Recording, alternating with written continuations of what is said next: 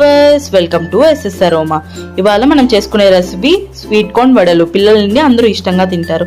So దీనికి కావాల్సిన పదార్థాలు స్వీట్ కార్న్, ఒక ఉల్లిపాయ, ఒక క్యాప్సికమ్, మిర్చి, కరివేపాకు, అల్లం వెల్లుల్లి పేస్ట్.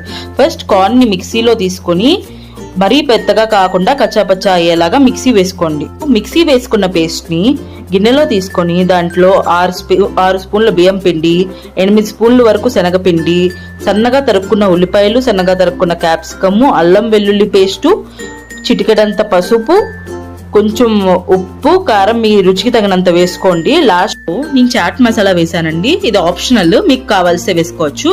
ఇప్పుడు మూకుడు పెట్టుకొని ఆయిల్ హీట్ చేసుకుని పిండి కలుపుకున్నాం కదండి, దాన్ని వడల్లాగా చేసుకుని ఒత్తుకుని వేసుకోవాలి. ఫస్ట్ ఆయిల్ హీట్ అయిందో లేదో చెక్ చేసుకుని ఆయిల్ ని మీడియం హీట్ లో పెట్టుకుని అప్పుడు ఈ వడల్ని వేయించుకోవాలండి. ఇది గోల్డెన్ రంగు వచ్చిన కానీ తీసేస్తే అంతే, మన స్వీట్ కార్న్ వడలు రెడీ అయిపోయినట్టు. నేను టేస్ట్ చేశాను, చాలా బాగుందండి. పిల్లలకు కూడా చాలా నచ్చుతుంది.